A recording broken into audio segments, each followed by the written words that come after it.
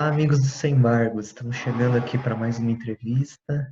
Hoje a gente está com a doutora Mariana Batocchio Stewart. Ela é supervisora jurídica do escritório modelo do Paulo Evaristo Arnes, que é o núcleo de prática jurídica da Faculdade de Direito da PUC São Paulo. E esse é um escritório que trabalha com advocacia popular. Trata-se do núcleo de extensão da Faculdade de Direito da PUC São Paulo e ela está aí hoje para compartilhar com a gente algumas visões sobre advocacia popular e sobre como que as coisas estão funcionando nessa pandemia. Bom dia, doutora Mariana. Bom dia, Pedro, tudo bom? Tudo bem? Eu queria, nesse primeiro momento, né, queria agradecer o convite de vocês, é sempre uma honra, né, que eu puder aí compartilhar, né, o que eu puder auxiliar com vocês é sempre uma honra. E queria também parabenizar, né, o trabalho de vocês, do Sem Embargo, sempre as entrevistas, enfim, tudo. Eu pessoalmente conheço a doutora Marina, que auxilia vocês, né, com uma parte visual, e admiro muito o trabalho dela e de vocês. Então, queria só agradecer o convite. Muito obrigado. A honra é toda nossa e, para quem não sabe, a Marina é quem faz os nossos desenhos, que são sempre muito elogiados. Sim, sim. É incrível. Ela é uma artista, né? Além de Sim, ser uma excelente advogada da equipe, ela é uma advogada importante na equipe. Além disso, ela é uma artista também, né? Muito sim, bacana. ela é muito talentosa. Bem, então, doutora Mariana, eu gostaria de começar a nossa entrevista é, falando sobre o escritório modelo. No caso, as universidades, né, são caracterizadas por terem ensino, pesquisa e extensão. E a extensão, por sua vez, é definida como as tarefas que impactam a comunidade em torno da universidade. Tendo isso em mente, o escritório modelo, que a senhora é coordenadora e que representa o núcleo de extensão da Faculdade de Direito da PUC, se volta à advocacia popular e assistência jurídica gratuita. Então, será que você podia contar um pouco para a gente sobre o que consiste o serviço de advocacia popular, quais trabalhos são realizados, quem que é atendido, o que aparece mais e em termos de demanda e como que a pandemia tem afetado o escritório? Sim, claro. Então, vamos iniciar aí, né? Vou por partes, tá? Primeiro, então, eu vou contar um pouco, né, o que é o escritório modelo, né, da Faculdade de Direito da PUC. Então, a gente é o núcleo de prática da universidade, né?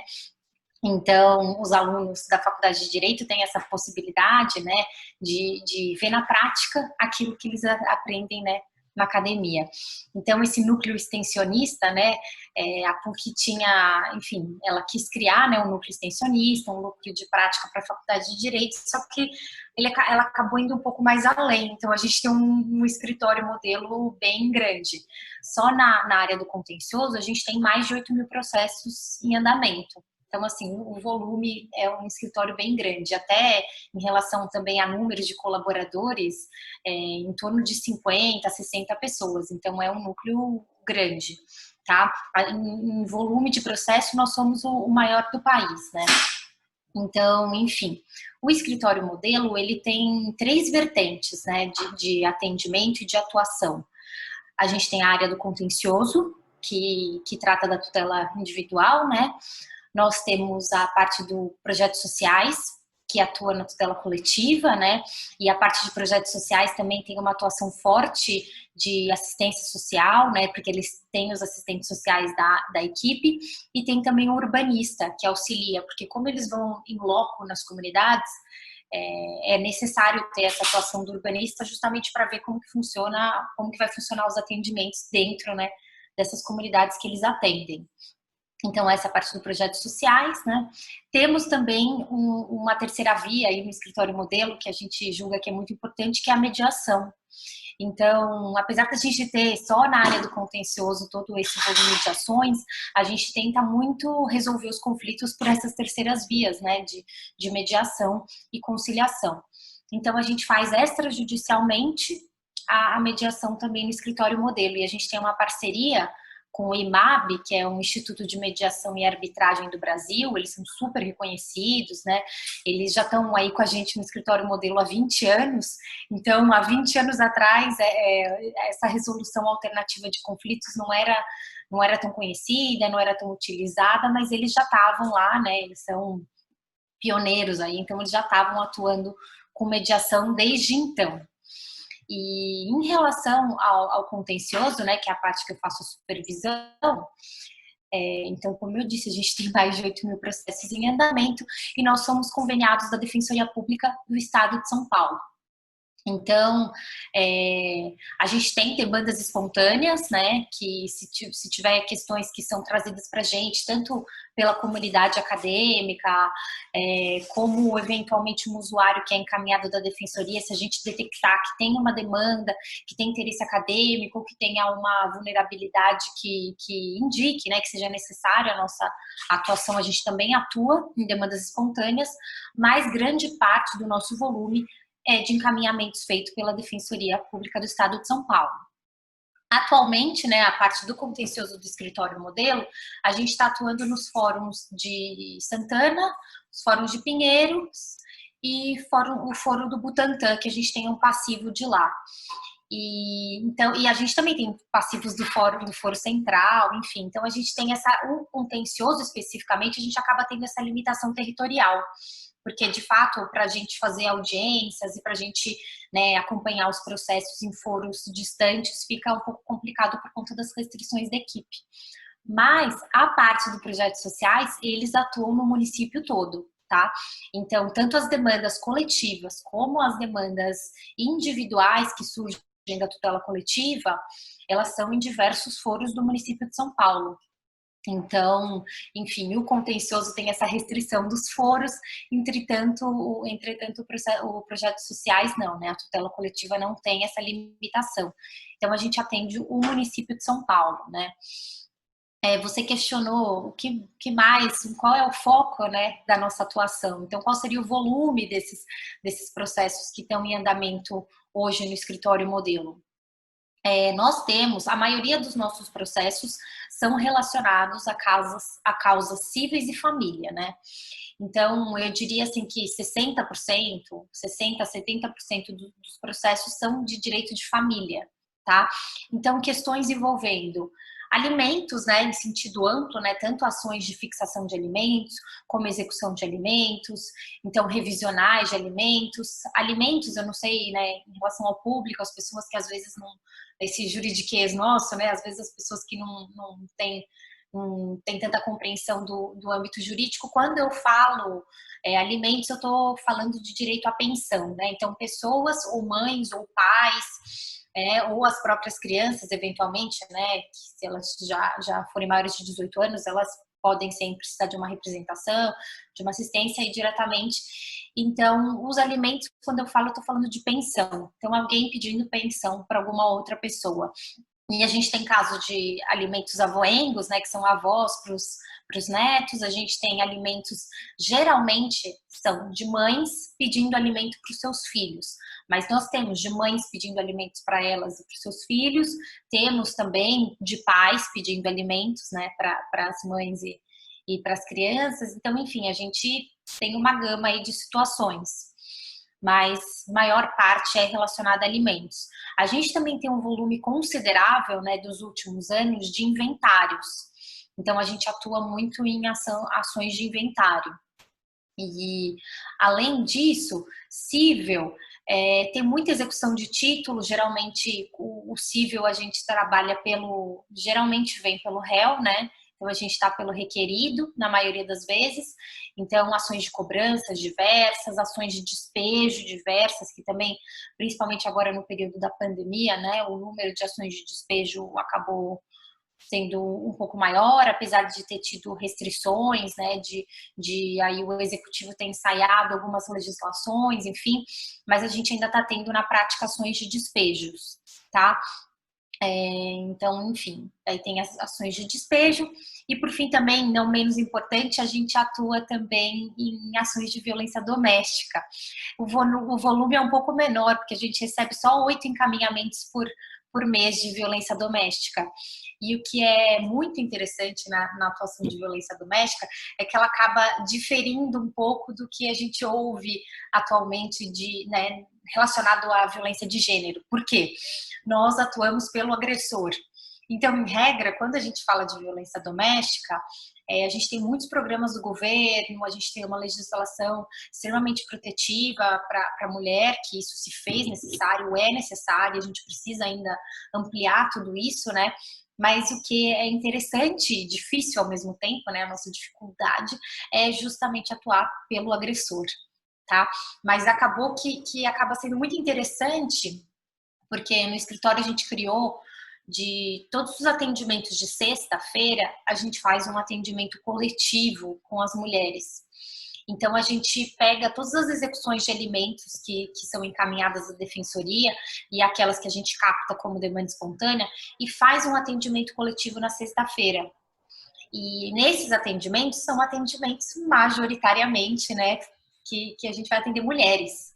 Então, a gente tem um grupo de mulheres e nesse momento que elas vêm para pedir a pensão de seus filhos, muitas vezes a pensão ela acaba sendo ali a ponta do iceberg. Então, a gente detecta várias outras demandas que vão aparecendo. Então, situações de abuso infantil, de abuso sexual, né? E situações também de violência doméstica. Então, a gente vai tentando, né, nesse grupo de mulheres, fazer a estruturação, né, reestruturação daquela família. Porque, às vezes, o filho não está na escola, então, eventualmente, a gente pode judicializar via mandado de segurança para pleitear, né, uma vaga em creche, escola pública. Então, enfim, a gente tenta articular para fazer essa reestruturação familiar, né? Então, a gente tem esse grupo de mulheres de execução de alimentos. E, em contrapartida, também a gente atua, né, pelos agressores. Então, a gente está agora no momento ensaiando, né, criar um grupo de homens, justamente para debater temas, né, de masculinidade tóxica, que são coisas mais novas, né, doutrinas mais novas. E como no contencioso a gente tem uma equipe que é administrativa, uma equipe jurídica e uma equipe psicossocial que é formada por uma psicóloga e por uma assistente social, junto com a equipe jurídica e psicossocial, a gente quer criar esse grupo de homens, né, para debater essas questões, porque a gente atua na violência doméstica, mas muitas vezes, né, os homens eles só reproduzem aquilo que eles já estão acostumados a ver da sociedade ou acostumados a viver mesmo, porque às vezes na própria família deles eles já passaram por situações pessoais envolvendo violência doméstica e os homens às vezes só reproduzem aquilo, né, que a sociedade às vezes espera ou pretende deles. Então é uma questão complexa, né? E a gente está desenvolvendo para caminhar nesse sentido. Então, acho que de uma forma bem macro, essa é a nossa atuação no escritório modelo. Voltando a comentar um pouco o que você falou, né? O que mudou a nossa atuação na pandemia, né? Então, essa é a nossa estrutura, né, de atuação dentro do núcleo de prática da Faculdade de Direito da PUC. E esses são os casos, né, que eu mencionei que a gente mais atua.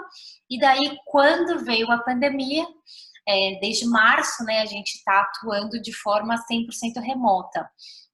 E, claro, foi desafiador, porque, inclusive, nós que somos conveniados à Defensoria Pública, a Defensoria Pública como instituição, ela não era uma instituição que era tão bem, como é que eu vou dizer, ela não atuava de maneira remota, né? Então, o atendimento do defensor público e da advocacia popular como um todo sempre foi um atendimento face a face, né? Uma coisa muito presencial. Então, você imagina, nossa, um escritório de assistência jurídica gratuita. O que vem na sua cabeça é uma fila de pessoas para ter um atendimento presencial. E essa era a realidade, tanto do nosso núcleo de prática, como de outras universidades que a gente tem contato, como da Defensoria Pública. Então, eu vejo que instituições como o Tribunal de Justiça do nosso Estado, o Ministério Público, eles já tinham mais arregados mesmo na instituição, eles já tinham, né, um aparato para o trabalho home office. E nós não tínhamos, então teve essa dificuldade no começo. E daí, passado quase 6 meses, né, de tudo isso, a gente tem um saldo muito positivo, que acaba sendo positivo para o usuário e positivo para a gente também, que passou por isso. Mas não quer dizer que a gente não tem ainda desafios para frente, né? E não quer dizer que a gente também não teve dificuldade para implementar tudo isso. Então, eu vou comentar um pouco como foi a pandemia, né, para nós. Nós tínhamos sempre pastas físicas, né, dos nossos usuários. Então, a universidade, né, a reitoria, com todo zelo e cuidado pelos colaboradores, alunos, enfim, por todas aquelas pessoas da nossa comunidade, que é uma comunidade grande, né, e nós tivemos, não no escritório modelo, mas na universidade, né, nós tivemos casos de contaminação. Então, a partir do momento que as autoridades públicas determinaram, né, o afastamento, né, o isolamento social, a universidade, né, imediatamente, prontamente atendeu, e a gente começou a estruturar como seria o atendimento remoto. Nesse primeiro momento, a gente falou, opa, como que vai ser o primeiro atendimento? Então, o usuário que está com uma demanda jurídica, né, inicial, né, aquele atendimento inicial, como que ele vai ser feito? Porque o passivo dos 8 mil processos acabava sendo mais tranquilo da gente cuidar, porque os processos já estão em andamento, nós fazemos as publicações, né, online, o peticionamento, a maioria dos nossos processos eram eletrônicos, então mesmo com os prazos suspensos, a gente se organizou para já ir cumprindo todas as determinações judiciais. Os processos físicos, recentemente, só que retornaram os prazos, né? Então, o andamento dos processos correu bem, mas a gente teve, no primeiro momento, o desafio dos novos atendimentos. E daí, nessa troca, né, de informações com a Defensoria Pública, a gente começou a ter novos atendimentos, então, novos encaminhamentos dentro dessa realidade virtual. Então, como a gente está fazendo aqui agora, o nosso atendimento presencial acaba sendo com o usuário, de uma forma que ele conseguisse ter acessibilidade, né? Nós temos como rede institucional aqui, a comunicação institucional a gente está fazendo via Microsoft Teams. Então, até o judiciário também adotou essa forma, então as nossas audiências são via Teams, as nossas reuniões de equipe, as nossas conversas com a defensoria, a gente faz tudo via Teams. Mas, né, inclusive por conta do acesso à justiça, nem todos os nossos usuários têm acesso à internet. E, inclusive, porque o Teams é uma plataforma que, eventualmente, hoje as pessoas costumam falar, quase todas as pessoas têm um smartphone com internet, com 3G. E não é essa a realidade dos nossos usuários, né? Nós temos pessoas que estão em vulnerabilidade técnica, uma vulnerabilidade informacional, né? E que não têm acesso à internet, tá? Então, existem sim, não é a maioria, mas existem usuários nossos que não têm acesso à internet. Então, que se deslocam para casa de familiares. Agora que a gente já tem um protocolo, né, como é que eu vou dizer assim, um protocolo de convivência no Covid. Então, no início, ninguém teve, o isolamento tentou ser mais restritivo, né? E agora, a depender do município, né, a gente já está numa fase que permite isso, de ir para casa de um colega e ele utilizar a internet, mas ali numas primeiras semanas, a falta da internet, né, para os nossos usuários acabou sendo um óbice. Ele tem um problema, às vezes ele recebeu uma intimação judicial, estava com prazo ali em andamento, enfim, né, os prazos inicialmente foram suspensos, mas a partir do momento que retornou, e ele precisava consultar um advogado, ele precisava da assistência jurídica gratuita. E a gente tem uma pequena parcela que não tinha acesso à internet. Da outra parcela, que são os que conseguem ter a internet, tem uma parte que, é via Microsoft Teams, ok, e eles se adaptavam, e eles têm maturidade tecnológica, eles não têm nenhuma dificuldade. Mas existe uma outra parcela, que também é uma parcela considerável, que, não consigo colocar o aplicativo no meu celular. Se a pessoa tiver um notebook, quando ela acessa o link, por exemplo, para a audiência do Microsoft Teams, ela acessa o link, ela já entra na audiência. Entretanto, se ela está acessando via celular, ela precisava ter o aplicativo. E isso, para algumas pessoas, já era um obstáculo, né? E então a gente fez o atendimento da forma que fosse acessível para eles. Então, eventualmente, eles falavam: olha, eu tive a festinha de um colega que foi via Zoom, posso fazer via esse aplicativo, porque eu já usei? A gente se adequou a isso. Então, a gente fez via WhatsApp, porque o WhatsApp é uma ferramenta que admite fazer um grupo de pessoas e conversar de uma forma que o advogado, o estagiário e a nossa equipe psicossocial conseguia atender o usuário, né? Porque às vezes para o advogado captar a demanda psicológica ou a demanda social, a gente precisa de um olhar apurado de um técnico, né? Então, com o atendimento via WhatsApp, que tinha essa possibilidade, Zoom, Microsoft Teams, a gente acabou, né, iniciando aí essa demanda dos atendimentos remotos. Acabou sendo, hoje em dia, assim, passado, né, todos os desafios, a gente vê que dá para fazer, dá para fazer. Às vezes a gente ficou com medo, né?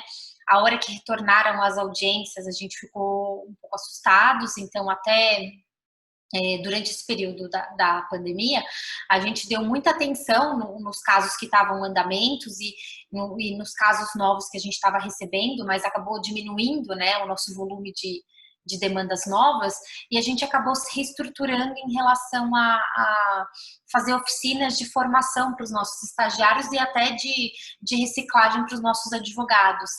Então, a gente acabou chamando alguns professores da universidade, né, alguns professores da PUC, alguns magistrados que atuam nos foros que a gente tem atuação. Então, por exemplo, no caso de inventário, veio o Dr. Paulo Nimer fazer uma oficina de inventários com a gente, porque a gente, enfim, queria se reciclar sobre o tema, saber como estão as decisões do tribunal relacionadas a atuação em inventários.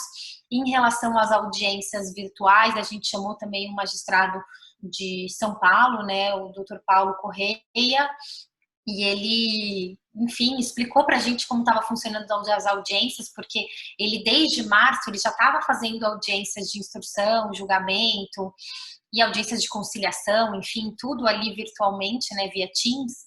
E daí, opa, já tinha passado 1, 2 meses, ele já tinha feito 200 audiências, vamos tentar, vamos trocar, como que tá funcionando, tá sendo positivo. E daí a gente começou a ficar mais tranquilo, porque dava para fazer, né? E sem prejudicar o nosso usuário, porque num primeiro momento a gente se preocupava muito com a questão da maturidade, né? De estar no ambiente virtual. Porque se às vezes a nossa equipe mesmo fazendo reuniões, né, entre nós, e também participando em audiências, são coisas como você está na sua casa, né? Então, quem tem criança, quem tem cachorro, a gente tem que adequar, né, toda essa realidade para participar. Então, enfim, né? E os nossos assistidos, que são pessoas que têm uma vulnerabilidade técnica, acaba sendo maior. Então, vamos pensar, por exemplo, numa situação que a gente vai ter uma audiência, nem precisa ser de violência doméstica, mas vamos pensar de guarda. E o nosso usuário está pleiteando a guarda. Então, assim, tudo que acontecer naquela audiência de instrução e julgamento relacionada à guarda, então, eventualmente, dependendo, né, a criança ali no ambiente da audiência, isso vai interferir diretamente, né, no julgamento. Então, explicar para o nosso usuário que a audiência é um ato formal, né? Enfim, né? E se adequar a isso, porque nós entendemos, porque a gente estava acostumado, né? Os alunos da universidade, mesmo a nossa universidade acaba tendo uma acessibilidade, então o nosso público, né? Os nossos estagiários, os nossos advogados, nossos colaboradores, é um grupo bem heterogêneo, né? Então são pessoas de diversas formações, diversas situações sociais diferentes, idades diferentes, né, gêneros, então é muito bacana isso. Mas se nós mesmos, dentro da nossa equipe, nós temos estagiários que falaram, olha, eu não tenho acesso à internet todo dia, eu não tenho computador, e como é que a gente pode resolver tudo isso para ter a supervisão do estágio? A gente foi se adequando a toda essa realidade. Se dentro da nossa equipe nós temos dificuldade, tu imagina para o nosso usuário que tem uma vulnerabilidade econômica, uma vulnerabilidade social maior, né? Então, enfim, né? A gente se adequou, passou, né? E graças a Deus está dando tudo certo e a gente vai aperfeiçoando, né? Ao longo do tempo. Ah, excelente. Para quem não sabe, todo mundo aqui da página, a gente é formado na PUC, a gente é Sim. advogado, e no caso, eu estagiei no escritório modelo no setor de projetos, no longínquo Ah, ano de 2015. E, que bacana. e realmente a gente ia para a cidade inteira, assim, não tinha muito, no setor de projetos não tem muito limitação territorial, né?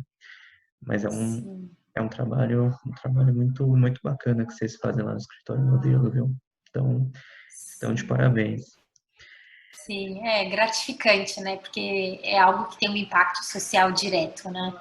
Então é muito gratificante. A gente aprende todos os dias, né?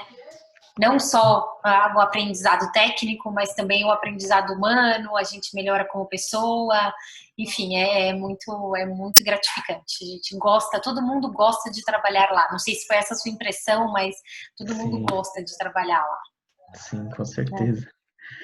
Sim. Ah, bem, agora entrando um pouco um lado mais crítico da situação como um todo, eu queria te provocar para uma pergunta. Uhum. Você considera que a justiça é realmente acessível para todos? E qual é a importância, de escritórios, como, por exemplo, escritório modelo para a sociedade? E quais desafios também ainda existem para concretizar ainda mais esse acesso à justiça? Tá, não, é isso, né? Será que é acessível a todos ainda a justiça, né? Eu diria que ainda não, porque sempre a gente pode melhorar, né? Eu tenho uma visão otimista, mas eu vejo que esse entrave da internet, ele ainda passados 5 meses da pandemia, ainda é um entrave ao acesso à justiça. Por quê? O público da assistência jurídica gratuita nesses últimos meses, por conta da pandemia, digamos que migrou o público. Por quê? Porque, em regra, né, no escritório modelo, e acho que eu também posso falar pela como é também na defensoria pública, né, em regra, o usuário é aquela pessoa que ele trabalha, ele tem uma dificuldade, ou ele está desempregado, né, ele tem essa renda até 3 salários mínimos, e tem uma situação aí, alguma vulnerabilidade, né, social, técnica, mas enfim, ele tem essa situação. E antes, o atendimento, ele era presencial. Então, a pessoa acabava aquela coisa, vou acordar cedo, vou pegar uma senha, vou fazer o atendimento jurídico.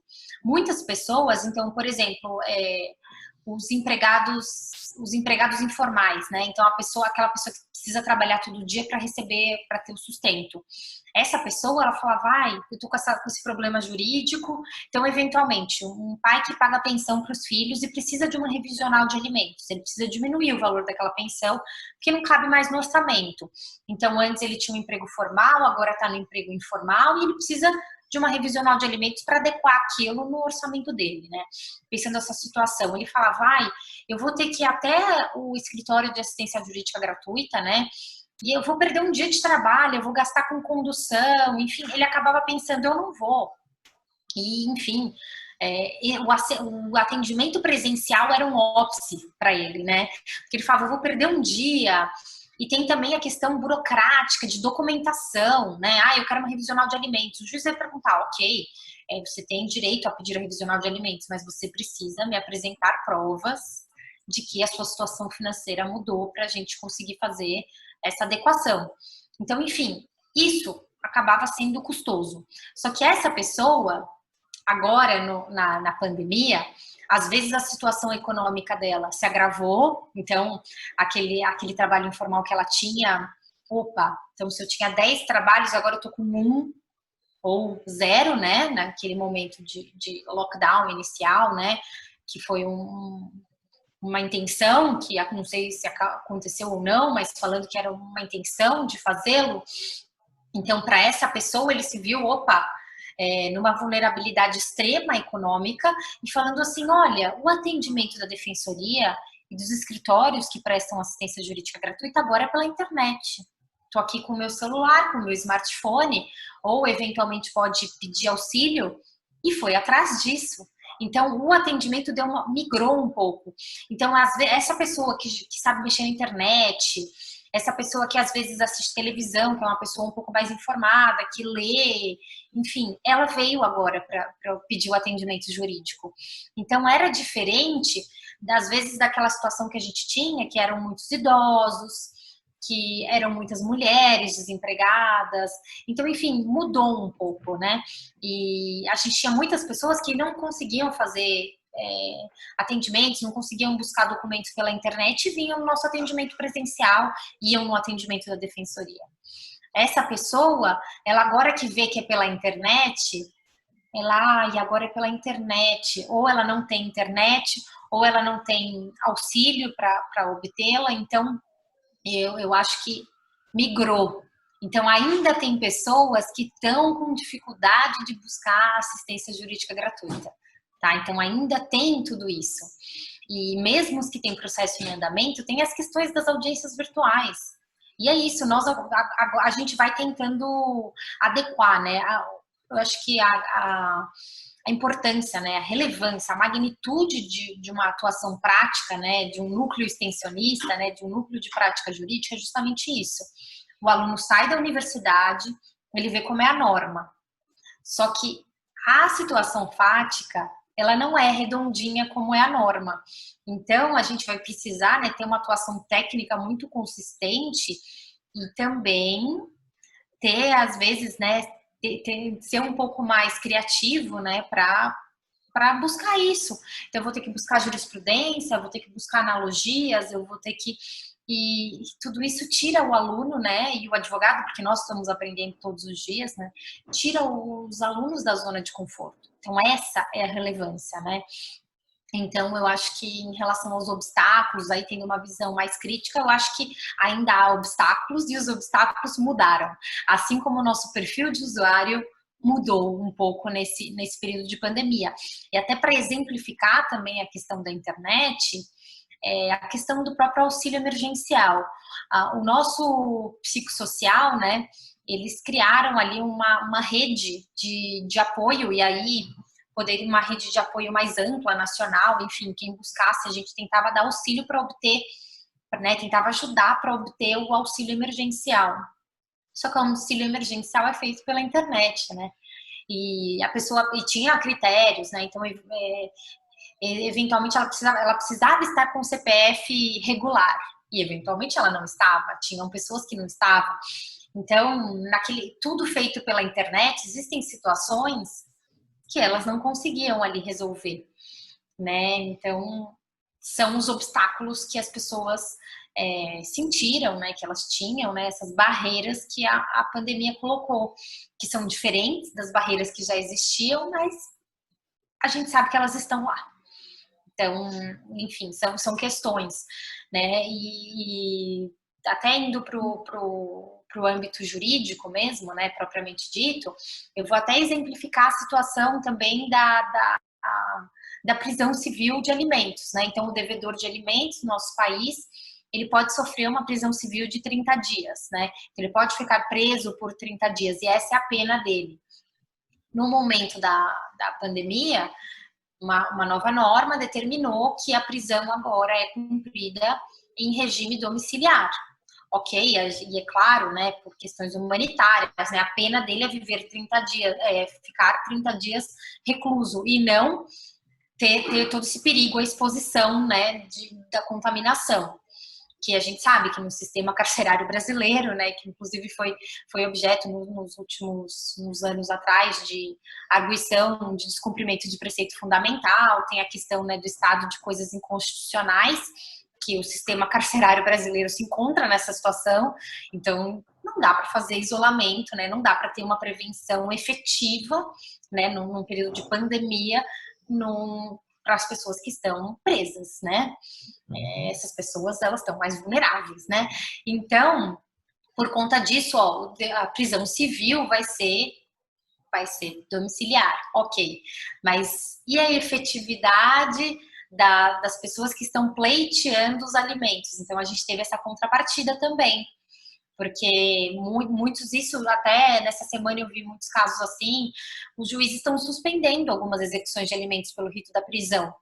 Porque ele fala, ora, se a prisão justamente é para ter essa força de coerção para o devedor pagar a sua dívida, a prisão domiciliar para os que já estão em isolamento ou para os que já estão em home office, não vai ter essa função, não vai cumprir essa função. Então, vamos suspender a execução até que se retorne. Só que nesse período, as crianças, as mães, elas têm os aluguéis para pagar, elas precisam comer, elas têm essa situação, né? Enfim, então um exemplo jurídico seria da prisão civil e, enfim, são essas situações que a gente acaba tendo que lidar ali no dia a dia, né?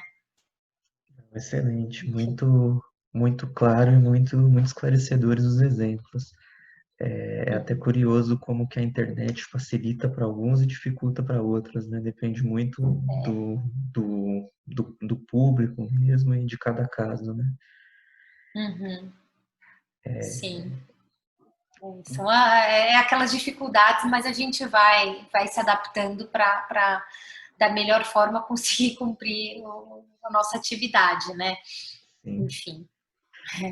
Bem, então para finalizar, doutora, eu gostaria de saber como que você enxerga o mundo que vai se desenhar aí quando toda essa situação do Covid passar e mais especificamente quais as perspectivas da advocacia popular como um todo e do escritório modelo especificamente para o pós-pandemia? Vai aproveitar um pouco do online ou vai voltar total para o presencial? Como que você enxerga isso?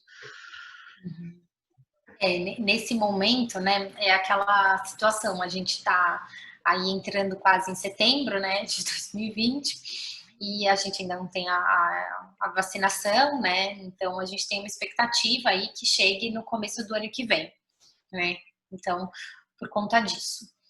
Como o nosso atendimento presencial que acontecia, ele envolvia aglomeração de pessoas, né, mesmo que a gente tentasse fazer, enfim, a gente sabe que o volume que a gente atende por dia, né, tendo 8 mil processos em andamento, a gente tem muitos atendimentos presenciais que de retorno ao atendimento inicial. E a gente ia tentar estruturar isso, né, dentro da nossa realidade. Só que é uma exposição muito grande, não só para os colaboradores, como para os próprios usuários. Então, nesse momento, e nem a gente tem autorização das autoridades, nem temos autorização das autoridades públicas e nem da reitoria da universidade e nem da defensoria pública para retornar num atendimento presencial. Então, nesse momento, vai continuar sendo tudo online. E claro que, vendo assim, uma perspectiva, como será essa assistência jurídica gratuita do porvir, seria virtual. Não em todos os casos, né? Mas em muitos casos que a pessoa tem essa possibilidade.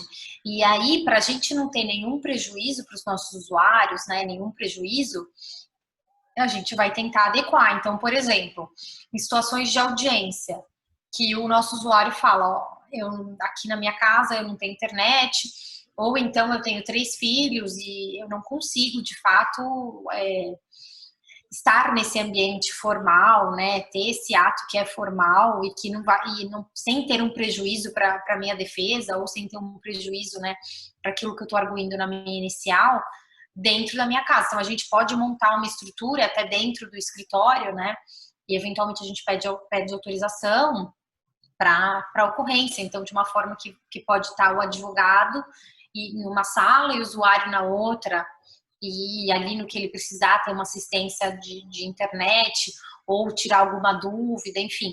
Porque a gente sabe que o nosso usuário consegue tirar dúvida com a gente pela sala da audiência, porque quem fica como organizadora da reunião, geralmente são os escreventes, né, são os auxiliares da justiça, e não o magistrado, né, ele não fica como organizador da reunião. Então, se eu precisar conversar com o meu cliente, por exemplo, de violência doméstica, para ele não estar indefeso, a gente pode conversar via Teams, né, a gente pode conversar via Teams, para ele tirar as dúvidas deles, para a gente fazer um esclarecimento sem que o Ministério Público, sem que o juiz tenham interferências, né? Mas, enfim, a gente não pode ter o contato presencial com ele. Então, a gente vai estruturando da forma como a realidade aí nos permitir, né? Então, no primeiro momento, a gente era muito temeroso com as audiências virtuais, mas agora que a gente já fez algumas, já fizemos audiências no Sejusques, né, de conciliação e mediação, foram muito positivas, já fizemos audiências de instrução, não só no civil, como também na violência doméstica.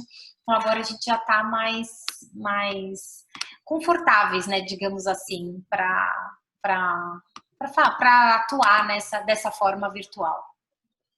Excelente. Bem, muito obrigado, então, pela presença, pela honra, doutora Mariana. Obrigada a você. Vocês aí conheçam o Escritório Modelo, sigam aí nas redes sociais, curtam o vídeo, se inscrevam no canal. E é isso aí. Muito obrigado, doutora Mariana. Isso, obrigada a você, Pedro. Bom dia. Tchau, até mais. Bom dia. Tchau, gente.